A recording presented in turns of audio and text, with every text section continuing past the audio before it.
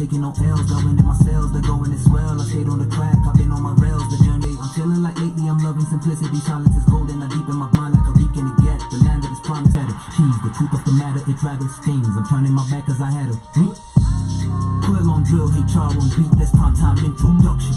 Kill 'em all, no discussion. Knowing the tough, that's something. If I'm on spot, then that they going ape.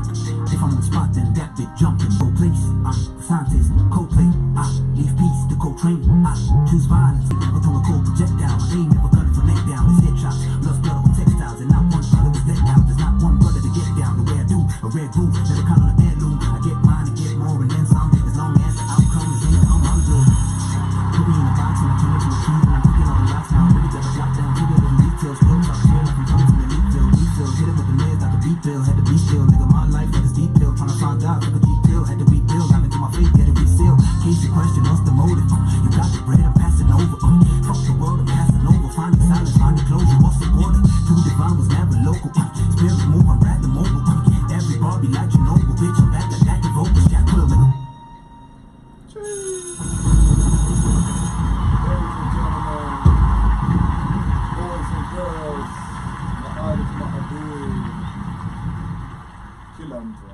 Inclusivity, you feel me? Welcome to yet another episode of What is the Rada? I'll see you.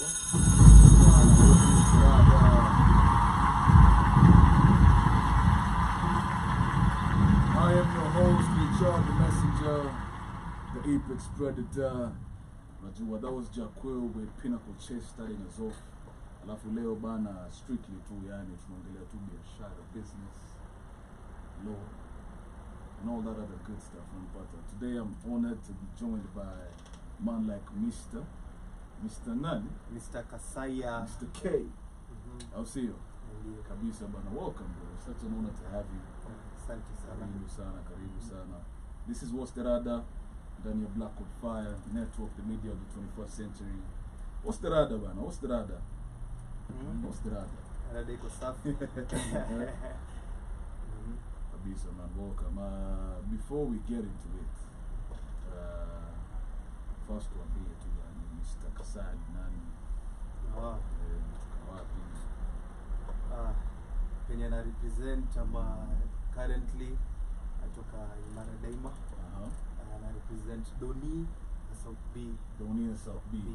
Massively. I'll see.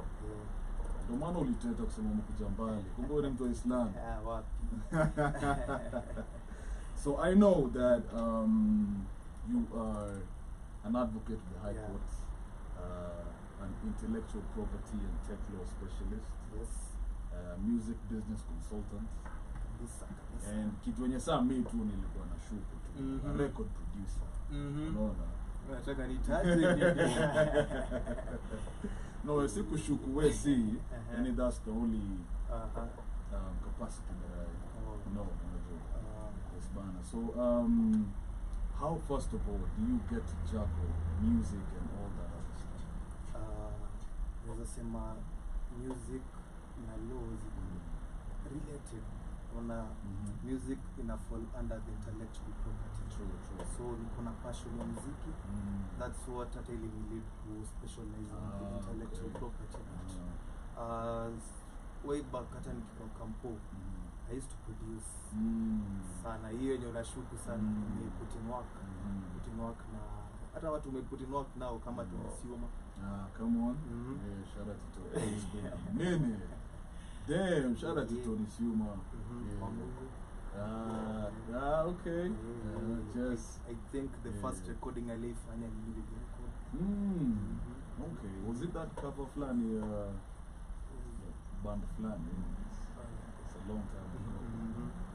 Interesting. Also, just to reiterate, nikisema kushuku, sisemi yani sikuamini, na maanisha yani kushuku, that's the only thing I knew of you. Really, napata.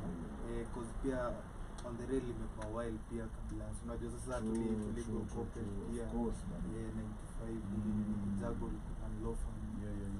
Time ya kuingia juu ya mitambo. Interesting.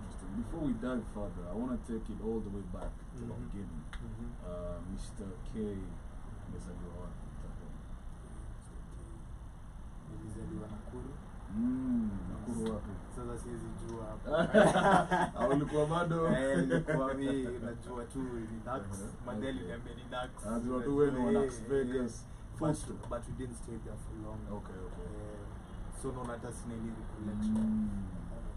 Okay, so mkazaliwa Nax and then shortly after my food so move my dad came to Nairobi. Okay. Mom akapata job Kisumu.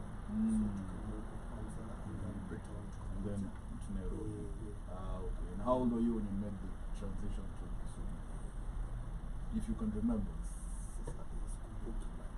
But najua sasa I think lower primary. Okay. Nairobi. Okay. Interesting, man. Before we get to low, now on the music side, was this something that was always inbuilt, or was it something you stumbled upon further in life? I think it was inbuilt because all along nilikuwa passionate. Bukata nilikuwa nimekatalia. Okay. And then I think my first musical gift ilikuwa ni guitar. My mom had traveled outside the country. Kurudi akaniletea guitar. Man, that's so symbolic. But sasa shida ni hiyo guitar. Hata nimekuwa na interest no, but sijawahi jua. Nilinunua later on nikaeka chini ya bed. Nikafocus na keys na Okay, interesting. And while you were growing up and even in between those moves, what kind of music ilikuwa inachezwa mtaani? Nakumbuka. Mtaani kawaida mafolks kucheza hizo Lingala. Okay. But then obvious kuchill because I don't have bigger brothers. Niko tu na an older sister. So my cousins were introduced to hip hop. Okay. And my first introduction to hip hop, I think. Sasa penye na understand muziki vizuri, I think ndo Get Rich ilikuwa imetoka. Because hata hiyo CD still had that copy until move up and up. Interesting, man. Interesting. So you said your cousins. Yeah. But we mentioned Lingala. So ever since I started interviewing artists and creatives, I realize I'm one of the few ones. When Lingala yuko inachezwa kwetu. Kila mtu bana anasema gama Lingala stina what? Nilikuwa mnacheza nini? Gospel. Hiyo ilikuwa sasa hiyo yangu ilikuwa constant. I'm not thinking. So Get Rich at that time, 50 Cent. Shout out to your older cousins. And then unaanza kuexplore mwenyewe unapata nafasi na park. Definitely hizo ni conversation kama head lazima of course. Even that journey and transition.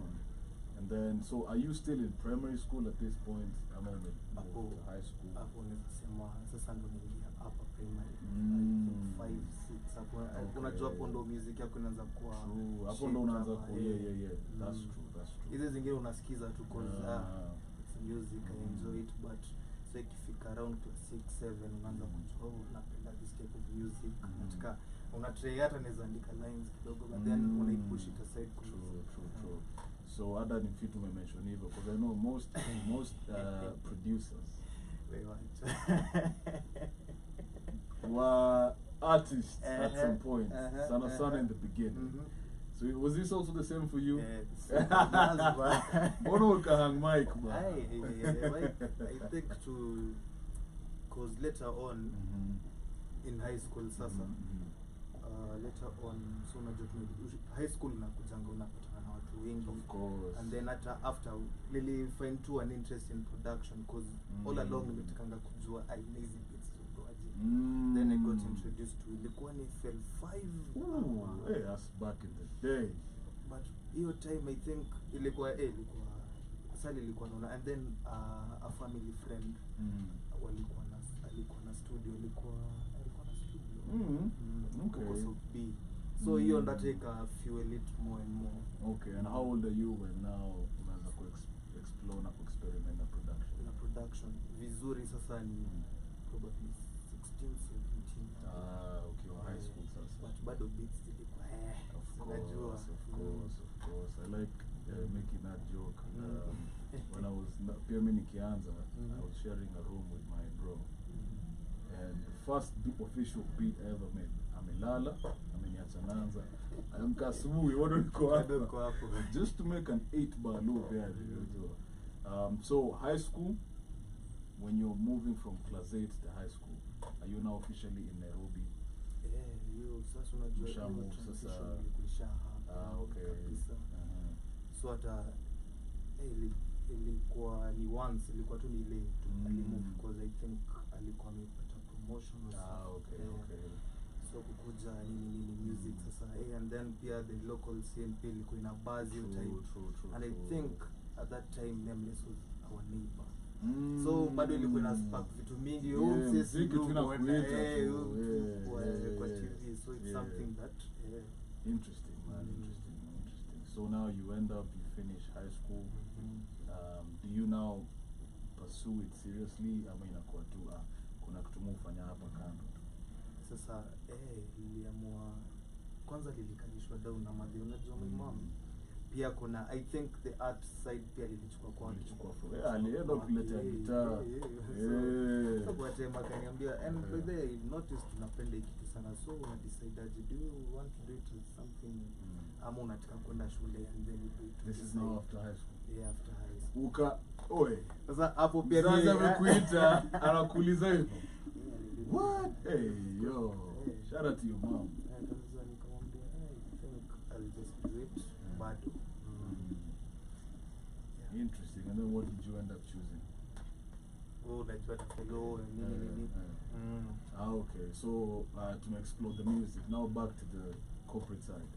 When did now that interest in law, when was it sparked?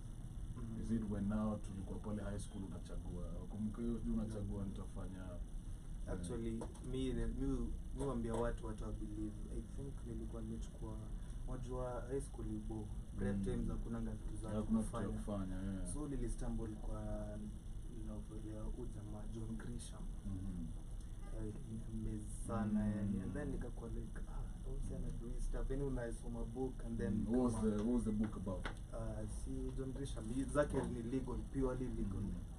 It doesn't write about anything. Ni legal tu venye ni Bruce Lee fulani kwa hizo book zake. No, even after for the listeners, is this now from a detective point of view? No, actually representing clients. Okay. So uko pale night preps uko soma nilipata nikaenda nikamtafuta nikapata saa pia another cousin pia amestock books zake kuisha. It was written. So nikakuwa like hey, this is something I'd love to do. And then kwa ile kawaida hizi vitu debates ni watu wanakwambia wewe kuna vile unajua unajua it's sports pia. And then napenda politics. Watu lilikuwa naona wanachachisha pia ni kina Orengo. Unajua you gravitated towards that. Interesting. Now and then after now you join campus because we had a small tete-a-tete before we got on air and we were like most people when they enroll to do law they don't realize how hard it is. Hey boss, unaambiwa law ni kizungu mingi na ulisoma tu history utapita there's a lot of work. So when you now started, is this something you faced at any point or multiple points? Nisema the first time niliface maybe hapo second year. Ilikuwa noma. After hapo sasa ushajua kumbe ni noma because you know first year vitu ni rahisi bado uko na psych. Second year unacheza kidogo and then inaweza kuwa tunaweza baki for another 2 years. Okay. And then law school sasa hii sasa ndo watu wamebaki huko. Hiyo story ya bar. That bar exam bana. I think ni watu post covid ndo naona pita. Okay. It wasn't like that.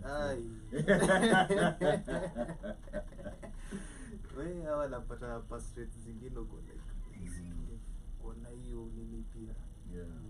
So talk to me now about how music and law for you intertwined and you decided to specialize now on IP. So and also what's IP? What's IP? Intellectual property. Something that this is property just like any other, but something that is it has been conceived from your mind. But for it to be protected, it has to be put down in a material form. Okay. You understand? You can't protect something that hasn't been reduce to something tangible. Okay. For Inabaki tu idea. hiyo ni hawezi protect Yeah. because someone else will come and unajua hizo ideas mtu mwingine anaweza pata iweke chini. True. Na iko yendo kuna ownership. So if you have a song uandike chini and then you register it or you record it, you can even register it but you record it, you peleke through the registrations, unajua hizo vitu. But I'll just say it out here because you know there are listeners who don't know. You need to register it. Once you've recorded a sound recording, it's very mandatory for you to register it. I saw Kikobo, they started this national registry. I don't know if you know about it. There's a national registry for copyrights. This is a platform, or rather they have a database of all the works. So if you have a song, you need to have it registered there. It used to be when it was launched, they said it was I think 1,000 shillings, but it's free right now. So I didn't know imekuwa free sasa. It's free unless kama imerudishwa, unajua hii gava imekuja ikarudisha vitu mingi. But the last time I checked ilikuwa ni free. So the essence of registration ni kuonyesha that it is yours. Okay. In the event that there is a dispute in court, that serves as your evidence to back up the claim to it. Okay. Interesting. So what else can you register? What else? IP. Under IP, so many things. Unaweza register logos. Fall under trademark names. Unaweza register hata kitabu hiyo pia falls under copyright.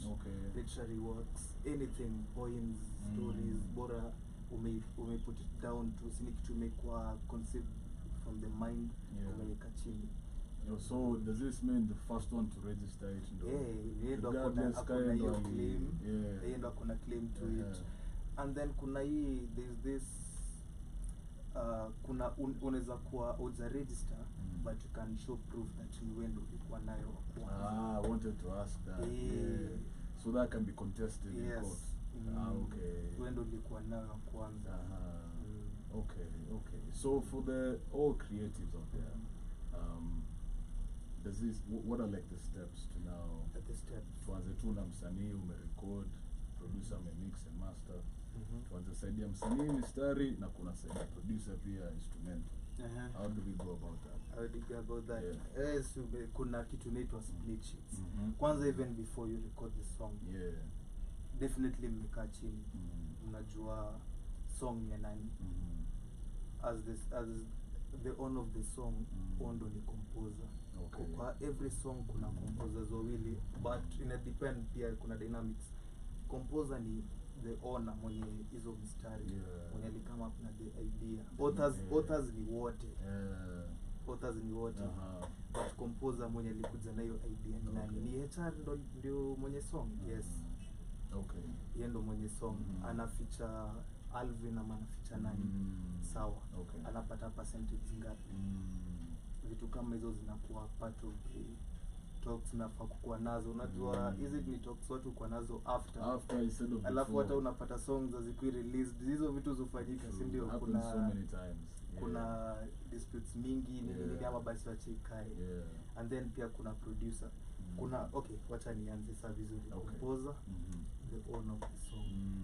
Yeye ndo anajua kama anaifanya peke yake, anachukua the song, anafaa kwenda kuregister. Kama venye nimwambia, says there's a portal. The same way there's e-citizen, there's a portal for registering copyrights. In your national registry, you just go to Kipra. Kipra. Iko under Kikobo. Utapata everything is explained. What you need to do to upload there, niyo copy ya your recording. And then kwa song pia kuna producer. Producer hii ndo lilikam kurealize producers wengi Kenya hawajui, hata si Kenya pekee. It's something that watu wengi, it's a global thing. It's a global thing. So many people don't know. Ukilipwa pesa ya beat, hiyo beat ni yako bado. HR mtu akikupatia, you are a producer kwanza, si ndio? Mtu akikuja kupatie 100,000 for a beat. That's leasing. Unless uze sasa Uze na exclusive rights, rights. exclusive. Yeah. No, ni almost depending na venye unachadu wewe yako ni ngapi. Hey, tuongea hapo kando ya tent. The one M-Pesa transaction number 2. A few. Yeah. So the producer yuko na hiyo nini ana rights za the beat. So hata unaonanga saa siku hizi ndio nimeona kuna producers wana stick claims kama msanii ametumia song kwa advertisements, adverts nini, alafu hajapewa kitu, basi ungetumia basi vocals zako.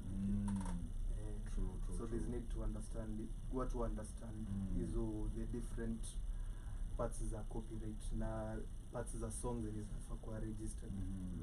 So in the same breath, would you advise for or against wachana nao na Kipran Kekobo wande nao ya Prince MCSK ama hizo tu, where as long as umeenda pale Kekobo unajua hizi ni for hizo Prince MCSK gani ngine kwa camp.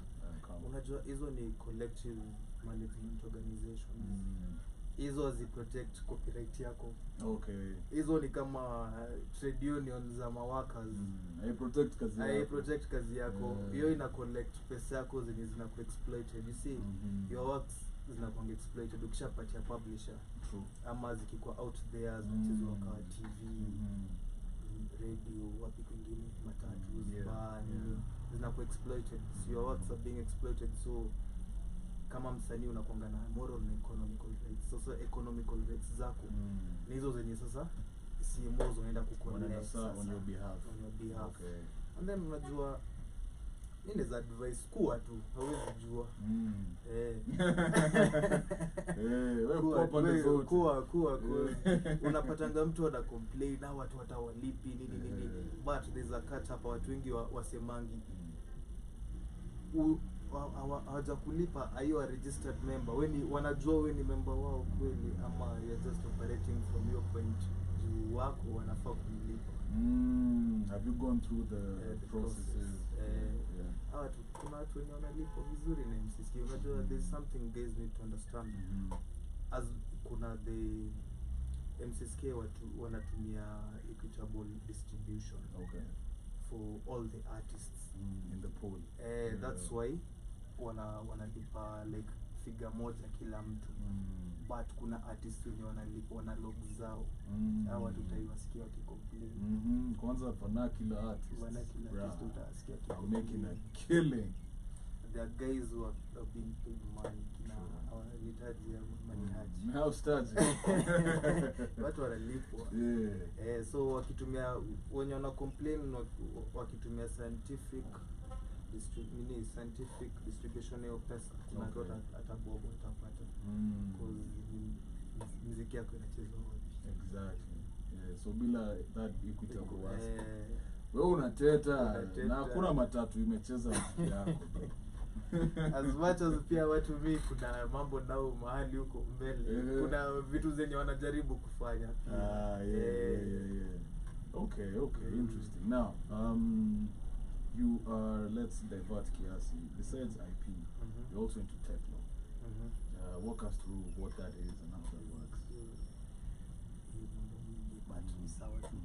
Currently, nimekuwa na a lot of like 2 startups. Wacha nitaje like Jobsy and Talent. Okay. Hii hata nikitaja sina shida kwa niko kwa mimi ndo ni goal wao. Okay. Hakuna hapo any binding. Hakuna shida.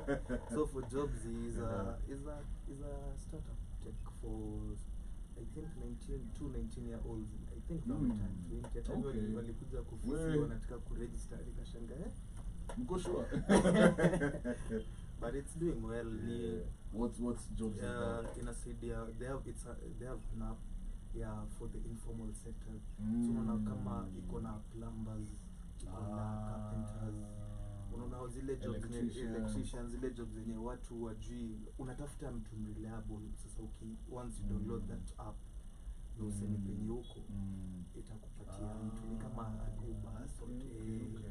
And do these informal workers go through some kind of verification? believe that's not your side to speak of people. Yeah. But that's such a dope concept. Hata mimi walikuja niko that is very interesting. And then besides Jobs, you've also mentioned Talent. It's a sister company. I've just done the paperwork first. But now eventually into that I'm also a committee member of IP and ICT of the Law Society of Kenya. So hizo vitu for the listeners too, what does that mean when you say waturushe even kama ni mimi tu naambia? The committee member intellectual property and ICT. So tuna make policy frameworks for intellectual properties. Tuna bills, tunasaidiana ku draft zitakuwa table with parliament. Sitaki kuongea mingi sana beforehand. So both sides are IP and the ICT side as well. Interesting. Mizuko are almost correlated and appears in the same space. Okay, and for our listeners out there and someone who might be wanting to venture into law, I know there's a myriad of specializations one can go to, but why tech law besides IP? Because we will justify IP for your creativity and who you are as a creative. But why tech law? True.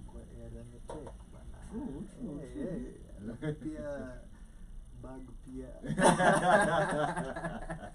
Mr. jaribu kudanganya bag sika ba true. Okay. And how long have you been practicing since now? So toka 21, 22, 23, 24. Now 24.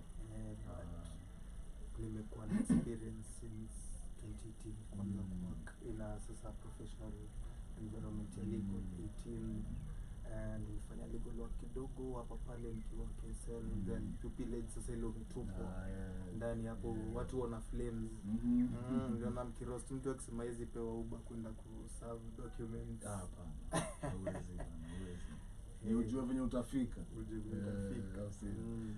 part of your JD as well is a music business consultant. What services do you offer under that? Also, Lisoku mentioned, shout out to David Goro. Shout out to David Goro. You know him. I know him. Unajua Goro. Goro tuna work naye sana. He has a company called Hankad.io. He does distribution. It's a distro. It's a distro for music. Okay. Aliachana kusumbana na wasanii hapa studio. Amemwacha muziki. So now that also applies and hapo hivyo sasa ukikuja we have a wide range of vitu unaweza uliza ni consultation unakuja of course ukitaka kujua nini how to do this nini kuuza muziki nani watani publishia muziki so the last few years of me interacting with artists especially younger artists I notice kichwa itu iko kwa studio so nile niingie Alvin anacheze beats ni record mamora wasikie waseme kusawa una anajua kushika kamera shoot tuipeleke YouTube iende turudi tena yani it's a cycle. So as someone who sees it from the creative side and also from the business side how would you advise an artist from the get-go ya haya ndo hii nimerekodi hadi mwisho sasa kama sasa hivi yote yasharekodi yasharekodi kama msanii asharekodi ngoma anafaa kwa hii place tuko already anafaa kuashajua ana plan ku release hiyo music aje which platforms is the branding right for the song kwanza the artworks unajua image visualization na kazi ini who am I going to partner with on the side of marketing so hizi kuna so many social media marketers wanafanya hizi vitu TikTok like you just have to strategize plan kuna like a team tafuta team ya watu wawili watatu Okay. Moja ashughulike on the side ya kupush. Umeelewa? Hii venye muziki itatembea kwa street. So it's important to have a team. Always kuwa na mtu mmoja mwenye hata si lazima akwata na background illegal, but someone mwenye atajituma ende kufind out, kuresearch nini inafaa ifanyike. Ama just have someone lipa obvious consultation si pesa mingi sana if you can afford studio. Bonus ya for consultancy at the end of it all itakusaidia wewe mwenyewe. Just have a team mwenye na marketing, branding, the legal side.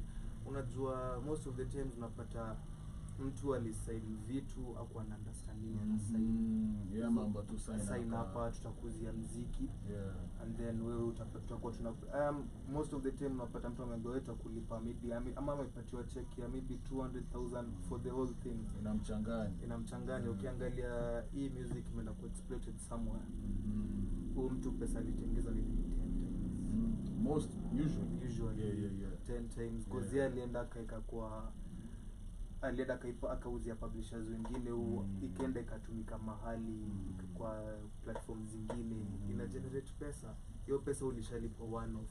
Ulipewa tu premium ya kwanza na ikakuwa ya mwisho. Na hiyo ni pesa unge make overtime. So make sure the paperwork iko right sana. Cause naweza kurudisha nyuma kidogo nilikuwa na studio huko Ave.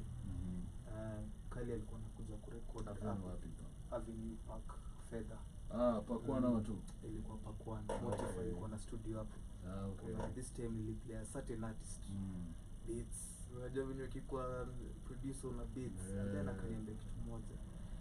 We need to sit down and do the paperwork. I think I was in second year, so I was like, washindo hizi mimi bwana. Na mimi nafanya sheria lakini naona wewe but size hiyo kitu naona imemsaidia anatengeza pesa. Mali amefika na you almost on all interviews you sema paperwork muhimu vitu kama hizo. So you need to take care of your legalities. Hizo ziko set aside cause ujui time yenye kitu itablow. Unajua song mnaweza record hapa kama you're a producer make hapa kwa studio mna record kitu hii ataitenda mbali. Hiyo ndio yenye mnasemanga itaenda mbali is the one that inakutoa huko nje ile kabisa. And then later on say kitu imekuwa kubwa, you're being approached mnakiwa deals hata mwezi sikizana. Very sad. Ama mtu mmoja mwenye ali get wind of it your deal akawatoka nyi wote akienda ka sign the papers nini. By the time najua pesa ilishalipo. And speaking of paperwork, what are some measures now let's say an artist cannot at that time afford consultancy or a lawyer? What are some personal measures in your DOI contract anaweza double check because najua trust me kwa advice on that angle ni ngumu because mwenye anakuletea spreadsheet ama mwenye or rather mkae chini mwandikiani according to layman venye unaelewa cause mimi nikikuletea document uta understand venye mimi na understand ama venye wakili wako ata understand. The person who gives you a document to sign interest zake zishakuwa taken care of na wakili wake. Sasa wewe tu sign ama upelekee unaona kwambia you can take it to a lawyer. Wasemangi you take it you can. Si lazima. But someone who gives you a contract ashakuwa well taken care of. So it's only best way as you as well to go but kama iwezi just sit down kai chini mseme but hii song iko ni yangu na kuficha HR na kupatia like 15% of the royalties. Sisemi hivyo ndio inakuanga depending na the contribution ya mtu maybe ndakupatia 10 20. Lazima msikizane. Unajua at the end of it all contract ni kitu yote yenye mmeandikishana mkasign. It doesn't have to be witnessed by a lawyer, written or drawn up by a lawyer. Bora umeandika nimeandika na tukagree hiyo ina form. Okay. I was saying that because I was reminded of an instance where now ukipewa a contract to sign. I hadn't looked at it that way before, but it's very important if it's multiple pages. Kila page kuna place ya kusign. not really, but nilikuwa nasema mtu anaweza clerk. Yeah, ama a change clauses huko juu sign huko mwisho. Kawaida si huko mwisho ndo watu sign. But me personally kwa my day to day nikifanya shughuli yangu, I make sure both parties wana sign hapo chini kila page. Na mimi pia understand. So you have to make sure pia hiyo inafanyika. Because you might sign huko mwisho pekee alafu huko kwingine wa replace waweke jargon zingine hapo. Exactly. So watu wako tu rada. Alafu usiambiwe split sheet kushtue sana. Ni tu mtu anakuambia vile mtashare. I think that's what happens. Basi naogopa. Mambo mingi bana. Hapana, watu wanakuangalia kitu ati ni utanifunga kuna. Na zingine hiyo ni kitu ile kusaidia.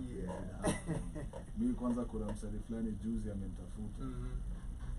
He had list a bit. Someone who I actually know very well. He had list a bit and I had sent a split sheet over the email. He never signed it. So nile na cause ni kama wangu ama bro wangu mdogo anta sign yani hata nikasahau and then akasikia the same beat na msanii mwingine mkubwa akaniandikia bonge la paragraph nikamwambia hebu nipigie kwa time nikamwambia bro we talked and after talking ndo ako like so that's what you meant and I think that ignorance ndo inasumbua sana. And then something else on that point, you know, once you refuse to sign a split sheet and you're featured on a song, that guy will simply go and register it as his own. So ile siku pesa inatoka, tuseme collections zimetoka, wewe hakuna split sheet umesign, hakuna place utaeklewa because seta kwa distros I think wanaulizanga kwa features is there split sheet. I think kwa kina ya handcard diko wanauliza split sheets kama it's a project, split sheets upload. Because even if you can umeficha mtu unamtag so unauliza go hadi jina zake accounts zake anatumia jina gani. So if you don't sign it you have no claim. Yo song blow up utasemaje? Si ilikuwa ni wewe ulijinesa. Wewe tu ndo ulijibla. Ignorance. Hapo venye umesema wasanii wengi wanaogopa. Sijui wanaogopa nini. Unaogopa something that's not there. That's true, man. As we digress back to the music kidogo. Where are you right now in production? I'm at Tunic Tutu yani.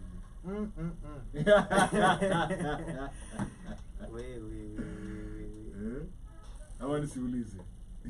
Nasema nini? Ama you took a sabbatical. Nasema really take a sabbatical kidogo. But na plan kuwa on an album. Okay. On an album yenye ni features various artists. Kuna boy wangu amekuwa akiniambia tu anataka ku executive producer project kwa napenda muziki sana so ngoja kuna kai ita materialize ama itakuwa kama venye sisi ma creatives we should do something. Every time we meet we never try kitu. But either way if it doesn't bado me I'm looking forward to put something out ile sasa officially hizi zingine there's I think last year there's some couple releases nilikuwa nimekaa nazo sana unajua umekaa na songs zingine nikaamua tu kuzicompile acha put out but since it was like official. So this is something nataka kuwork like a project a set project kuna budget HR nataka nifanyie bit mbili nani RS so and so nice. Speaking of Msekares and whatnot, coming up on your journey, locally and internationally, who are like some producers you were wanting to inspire, you were looking up to? Locally, wacha niende na locally. Mimi nilikuwa na feel zangu Siox. Shout out to Siox.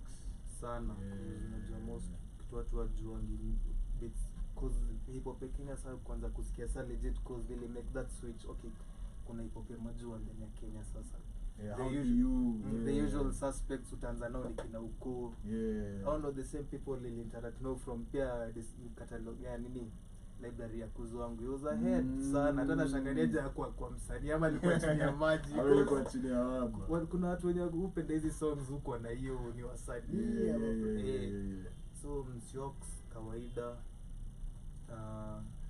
obviously nilikuwa na film productions za Luki Ogopa.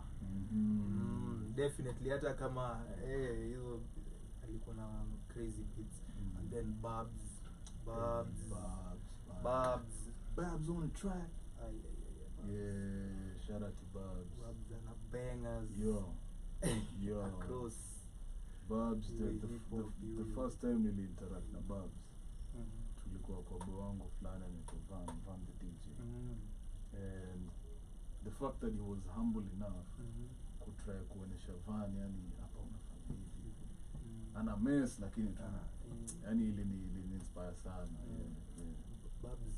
Babs sana. And then later on, I think 2017, 16 tulilink up thing flani, some studio. And then that girl make beats jina 5 minutes. Sasa nilikuwa nimetadi hivi kurudi. Hey, really happy. Shaisha bana.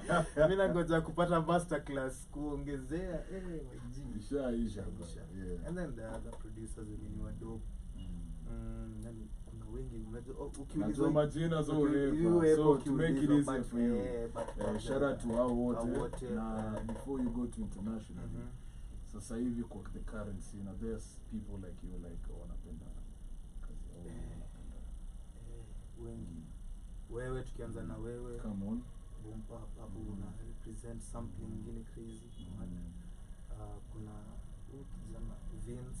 Shout out to Vince on the beats. Vince ana watu I think wanasikizi banga zake but pia anafunga hip hop fiti sana. Trap sana. Kuna huo mchizi wa kina wa Cardinali sana.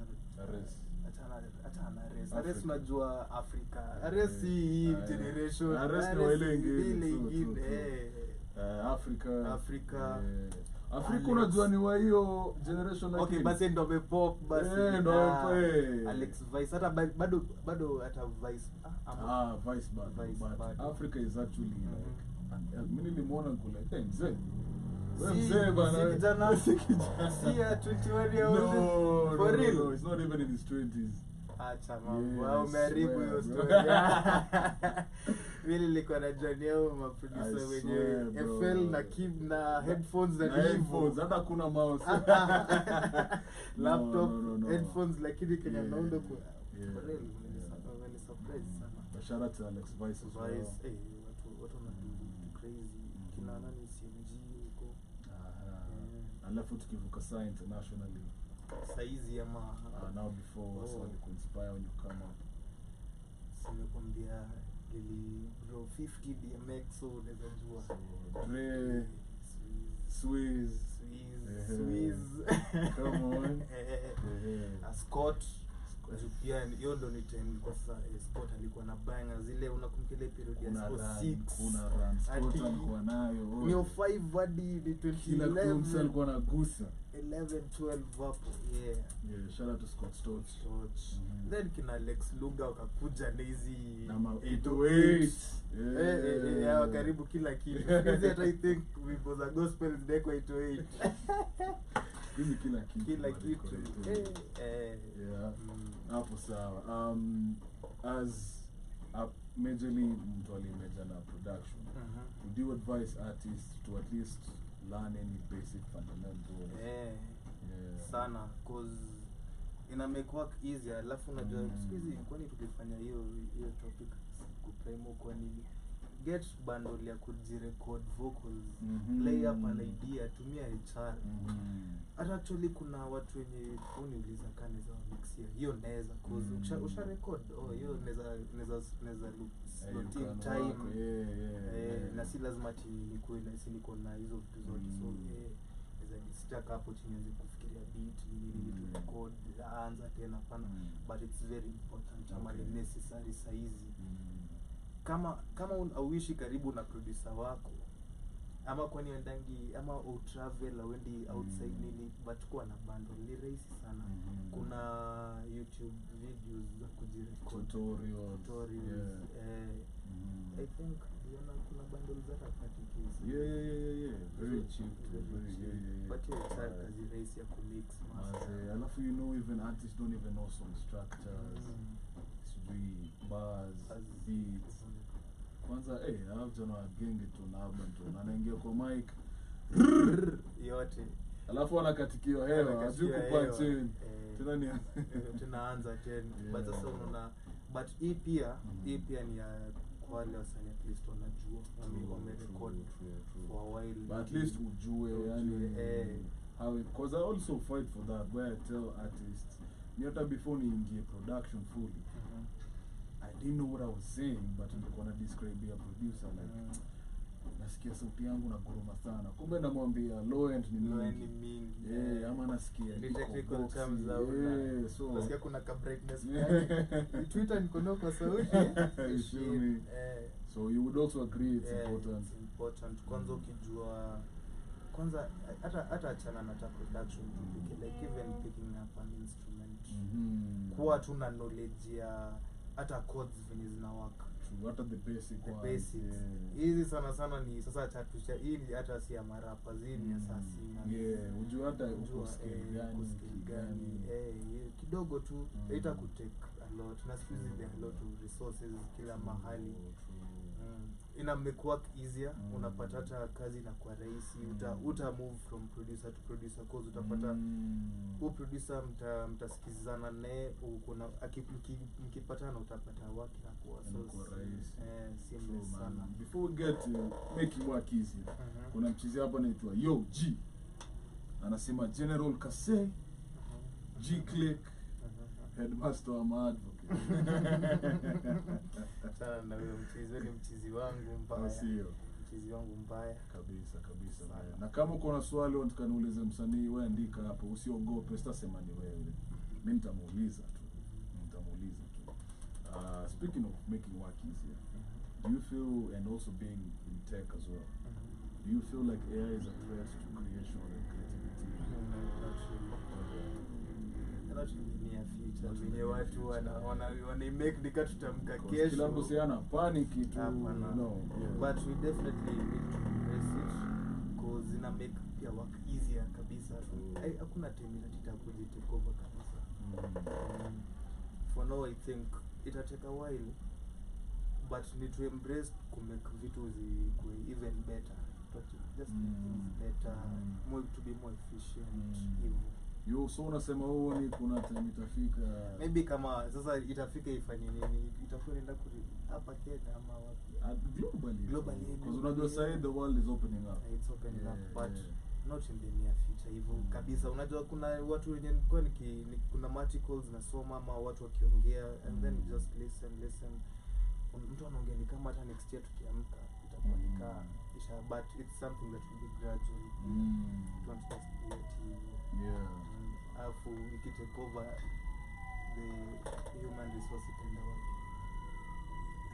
slaves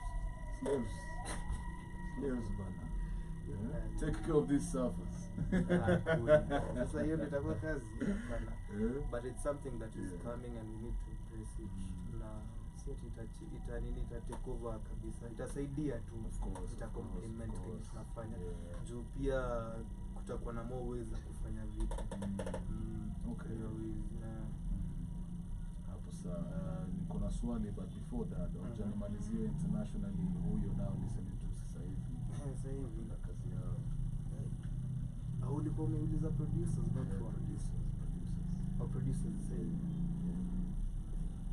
kusaidia tu Hit Boy definitely mimi head so Hit Boy kwanza amekuwa na album na Nas hapa sana back to back Metro obviously kawaida boy wangu Jikol shout out to Jikol but so unajua most of his stuff ni zake so the only time utaget kusikia production yake ni yake drop project mimi nataka kufika hapo bana nataka kurudi hapo unajifanyia mwenyewe yani exclusively bila kufanya watu wengine sawa itakubalika artistic mimi naitanga artistic license sawa maze also poetic justice poetic license speaking of Metro Ametoa compilation album na Future. Lazima umesema wewe ni head. Ametoa compilation album na Future. Kuna ngoma hapo Future feature Kendrick. Kendrick akasema vitu fulani hapo. Uncredited verse. Alafu J. Cole respond. Have you listened to J. Cole? Nilisikiza definitely jana usiku, yes. I think thoughts. I think nikisikiza ya nini yote kialama aliingilia Drake sana na shots, but yeye na J. Cole wanatakiana zile za like ayopsha kwa maboys after hii, unajua sure. Bado I see hivyo, wacha watu wadisiane bana, kama itaribu urafiki koe yaribu. But I don't think it's the same for Kendrick though. He never puts us in a brotherly love. Nini alisema exactly kwa hiyo nini? Alimaliza tu na hakuna big three. It's just me. But nani alisema J. Cole? That's the thing. J. Cole for albums, for all his albums, amekuwa akimention Kendrick. As inasema ukiangalia hiyo verse kuna mashots za Drake exclusively. True, it's more personal that side. Your side ni more personal, but for nani alimwambia tu ni mimi pekee. Hivyo tu. And then nani akakuja akasema some vitu zingine sijui kama mimi nakubaliana nazo. Alisema nini bwana? His third shit was listen. That is true. People cast it up. I actually just tweeted this last night. To Pimp a Butterfly for me is one of the dopest albums. Unaona, sasa maybe anasema tu alafu anasema alisema for reactions. I think and then pia ukiangalia venye anamaliza the verse akinijaribu nitamfinish. Usomfinish. Ama kuna more coming. Unajua mimi napenda watu wakispa, unajua pia napenda battle rap, so wewe maliza nini kama unamaliza just who's your top 3 battle rappers? Wale sisi na hata two from the main. Hata tuchoree tu but that competition I feel imefanya so ongea cause rap ilikuwa na bo. But na feel sasa kama maybe I think apart from me album nani J. Cole drop, kuna The Fall Off, ndio? Kuna The Fall Off. Kuna fuck drop. Ayo pa watu wataspa, itakuwa some kogopana, alafu watu wende wajifiti tena for 2 years ndio release kitu tena. Waspa kali kuspa. Do you think the same should apply on our Kenyan hip hop scene? As long as they get violent, kali kuspa wewe normal easy.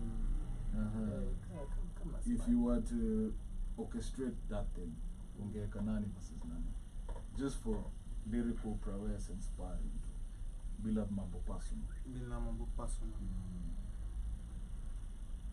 Tunaangalia watu wenye wana buzz saizi ama criteria yako tu kwenye kama. I think kuget watu kutalk. I think ningechukua mtu mmoja kutoka hiyo kambi ya Zaza Nation. Semi nani lakini usiogope tunajua ni nani. Watu wa spa anaweza spa hata ingiza tu kama kina Frida wa spa hapo ndani, au ndio wanasumbua saizi kila wiki at least unasikia wako tu hapo, yani hata ukitana hata kama umesema enough of this wako Frida wako kina Rongwende wako, unajua kardinali so hizo watu kama wakispa saizi inaweza kuwa interesting, unajua nani mwingine Baada watu wenye ningetaja niliona nikao wengine wakishajoin hiyo Zaza Nation. It wouldn't make sense. It wouldn't make sense. Yeah. But watu wanafaa spa kidogo. Unajua si ati lazima itoke kwa mood. Alafu unajua pia siku hizi si ati pia ma-MCs wamelalisha. Pia watu piane this is like across. Kabisa. inaweza kuwa interesting. Ndio. Inaweza stir some things up. Yeah, lakini at the end of it all ni upendo bado. Hip hop ni culture love, usisahau. Lakini usikuje studio bila pesa na madharau. Yes bana. So tunataka tuingie kwanza the hot seat. Na kurushia maswali tu hata ufikirie unajibu. Sawa. What is the most spontaneous thing you've ever done?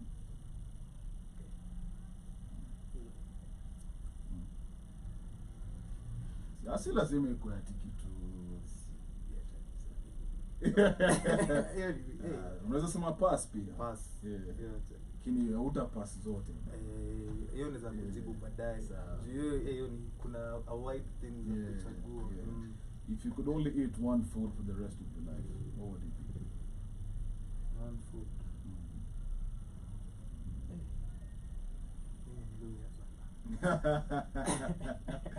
Mrenda.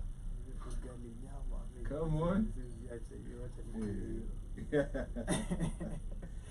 If you could have dinner with any 3 people, dead or alive, who would it be? 3 people. Sijaifikiria. The money into a hot seat. But hakuna kulisema kwa nini. Si lazima. Naweza penda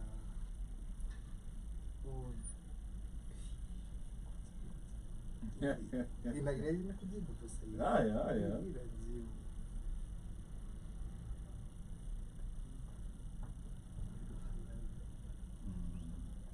Dead or alive? Anaweza penda kuketi na Jaramogi kwanza. Okay.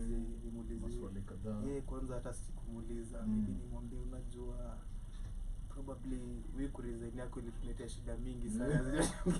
Ungeshikilia probably the kind si kuresign kwake, kukata kwake kukua preso. Probably to have changed a lot of things because of ideals zake nini. Mabaki wawili.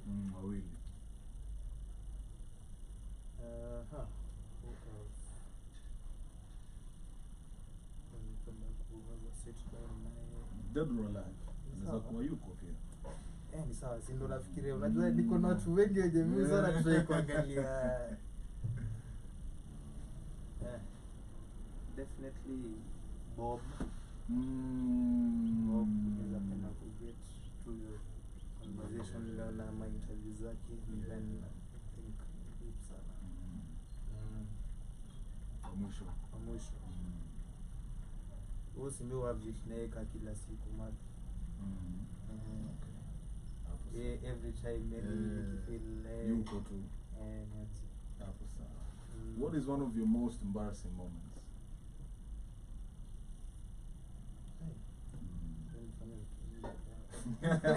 Moja tu, usiseme story report yote, moja. Maybe hata kuna unajua wenye na watu washa tupasi hiyo. So, if you could live in any era of time, which era would be and why? I think hapo 70s. Kuna a lot of funk sana. 70s ilikuwa na vibe mbaya sana. Alafu hakuna na vitu mingi sana. Yeah. What's the biggest piece of advice you've ever received?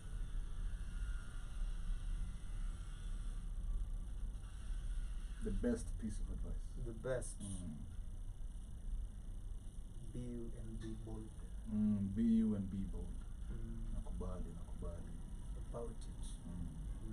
Speaking of being bold, what is your biggest fear?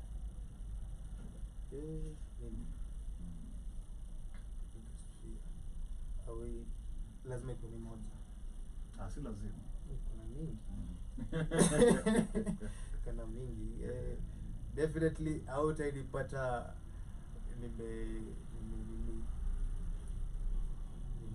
mahali ati water travel Wacha bana. Wewe enda kwa cruise ship. Yo, maybe ni ambaye nafika tu pale tarudi.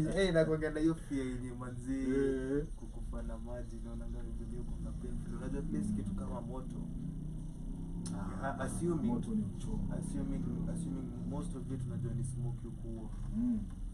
Kwanza ina nini lakini maji ushesikia hiyo feeling hata drown to maybe kama before ukilearn kuswim kuna ama maji kiingia kwa nostrils yani na training yani unajua kuna vitu zenye mimi imagine ndege unaweza survive kuna chances kaija kama utabodi but maji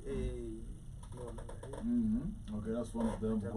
Kuna ingine wezi enda diani sasa. Nenda lakini nilikuwa tu za kama ni leo.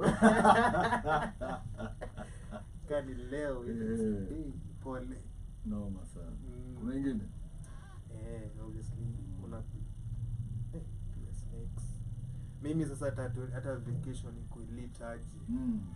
Takuko unaangalia ma black men kwanga kwa nat geo wanafuatanga na gani watu wakienda kushika snakes nini. Umesema snakes? Mimi si leo unaendaje unalipa kuwekewa nyoka kwa chini. Pia wewe? Sawa. Sielewi. Wazi. Unaishikasha. Hizi. Wacha ikae tu acha no. Hakuna photo tiny pata. Hata wakikulipa.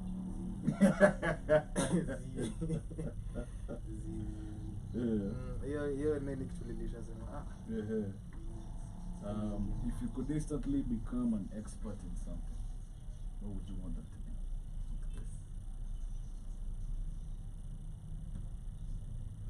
Ni kitu inexist ama lezi imagine criteria yako. Sianza kutuambia hapa nataka kufly. Nilikuwa karibu kutoa hizo. Expert in something. It could be a field.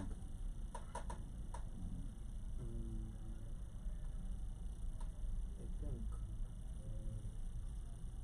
is Hata chef too. What a chef.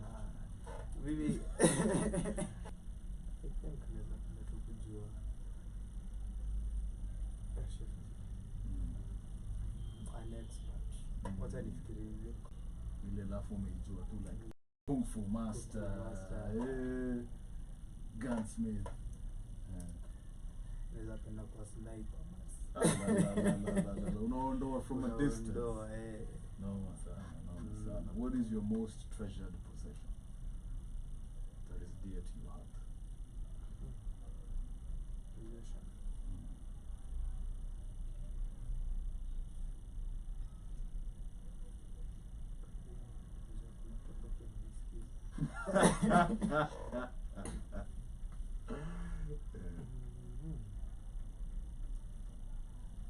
Lazima kwa ni what kitu tangible lama or someone or a memory, I don't know, your criteria.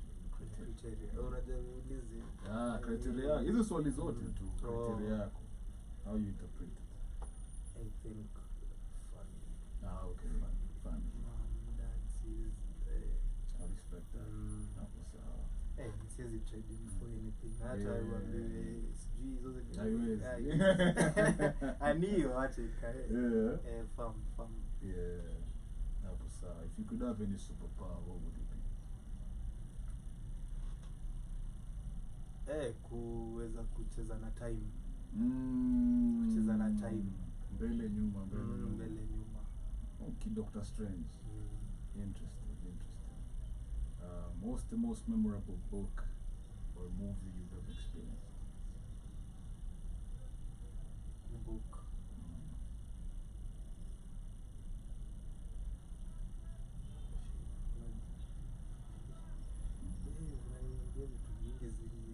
Niko na confliction sasa hivi. Unaweza sema ya kwanza tu ile kama kwa kichwa. Kuna hii book ya Meja Mwangi. Inaitwa Kill Me Quick. Kill Me Quick by Meja Mwangi. Endo itativate kutafuta. kali. Johnny James. Liliacha ikitaka kufanywa film but sijai scan about it anymore. Okay. Film quick. Hapo sawa. I think Kelly Spark mimi kupenda kusoma. Ndo nikaweza ku. Okay. If you were president for a day, what's the first thing you'd do? For a day. For a day. Just one day, lakini vitu utafanya zibaki hata after umerudi.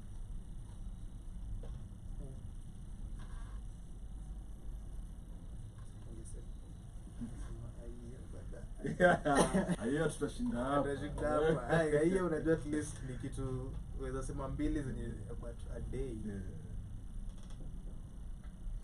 Prezo wa Kenya. Hapa. I think ndio order execution ya all top corrupt officials. Is set president basi. True. Shida zetu zote. Ni hapo tu. Shida zetu zote hata tunanga shida yote ingine kuna yeye kisutiwa tu. That's true. If you could know the absolute truth to one question, what would it be? For me, it would be, does God exist? Exactly, nilikuwa niseme hiyo tu. Yani ile upewe tangible evidence. Hiyo tu, imagine nimesema hivyo ndio God exists. Okay. What is your favorite memory from childhood?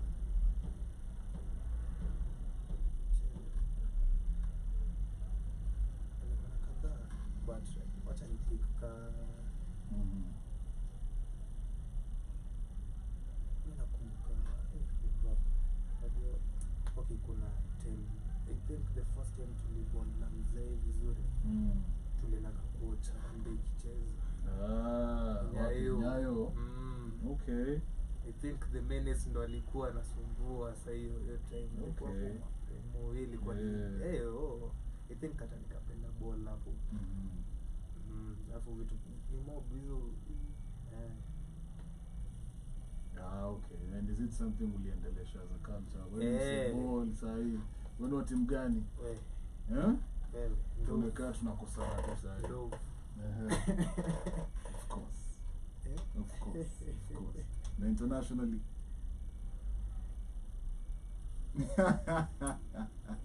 Wewe mtu wa timu gani kwanza? Si mimi ndo nauliza maswali. Si lazima pia nataka kujua. Sasa you trying to lawyer me sasa. Nataka kujua. Mimi ndo I'm baby lakini hapa mbele tu mtafolta. Mimi nasema hivyo. Moving on swiftly. Gunners, COIG. Tunashinda leo. Tunashinda leo. Moving on swiftly. What is your dream job? Yeah, I think naifanya. Unaifanya sahi? Napenda. I think naifanya. Ama nimeifanya. Hapo sawa. Maybe ingine ni maybe sasa kwa prezo. Which takam? Itakuja. Itakuja. Hapo sawa. What is the best gift you've ever received?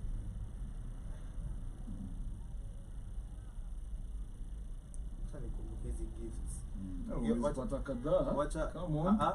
Wacha jibu hiyo ya mwisho nikifikiria hizo si kwani gift kutoka kwa daddy gift kutoka criteria ni yako ji.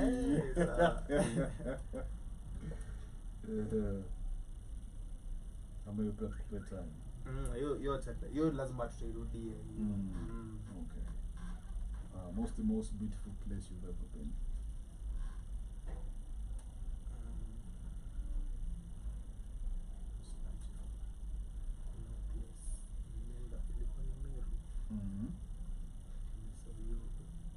Hiyo place niliitwa kutumia text tutaweka hapo kwa comments.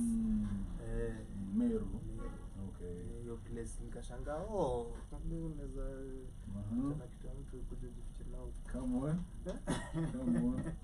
Amesema he pleads the fifth, that's it. Kabisa. What is your biggest pet peeve? Tabia tu mtu kwa nayo kwa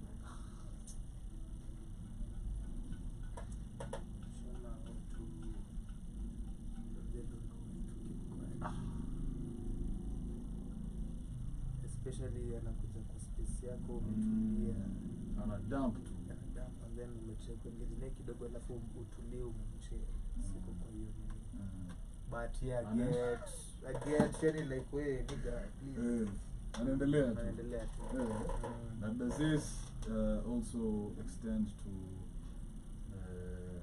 wapoa pia mwenye tu yanya na yapi sana tu washako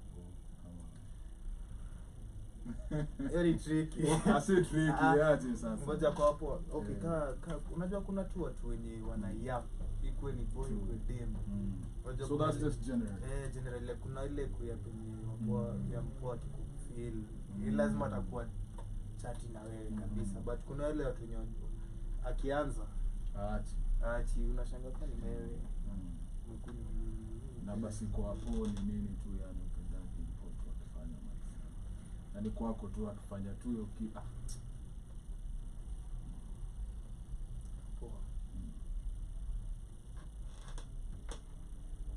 kuna mamoro watu sema kichana na mtashisha na mwingine atasema tunapostuma picha akionyesha I think mwingine akisema kama unakunya kunishinda I think ukikuwa tu disrespectful. Okay. Juza tunafanya nini? Kama kuna heshima. Tunafanya nini? True.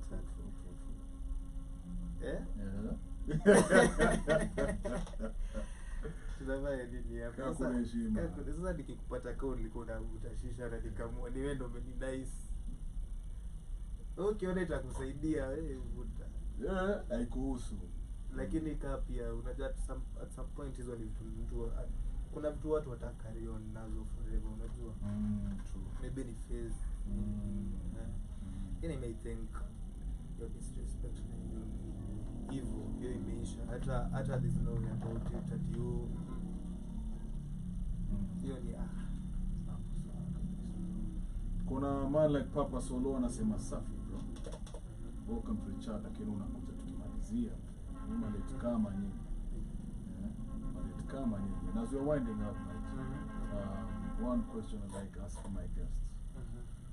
If you would advise I think hata pia watu wengi kuongana hizi vitu za mental cause ya hiyo overthink pressure. But pia tunaisema pia si rahisi ku avoid especially with social media. Na si wote tunaonyeshana our best days. Tuonyeshe the bad days. You feel me? That's true, man. Tukimalizia, it's been such an honor to have you, bro. As an advocate of the High Court, etc. How do people get your services, akitaka? Services. There's a number. But anyway, office. Where do they get your social media? My social media, Mr. Kasaya. Mr. Kasaya across. I think I go to Facebook, IG. I'm a managing partner at my own firm, Uganda Kasaya and Company Advocates. Hurlingham Salon Gardens, Suit A105. Atuvai ku advertise lakini watanisikia. Watanisikia. Si mimi nimesema. Sio umesema. Hapo as a managing partner, najua watch Suits. Lakini anauliza tu your favorite character tu.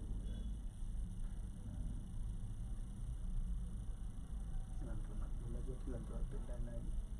Usiseme hapi. But ukiangalia hiyo series vizuri anakuanga kama ni practice litigation because you realize nani having to settle doesn't really like going to court unless ile kabisa but Louis the beast so me pia this one nice anaku own kabisa Joe. It's been such an honor to have you, bro. Thank you once again for joining us. To the listeners pia shukran sana kwa sana. Tuko na listeners pia across the pond wamekuwa kutusikiza. So shout out to them. This has been Osderada coming your way.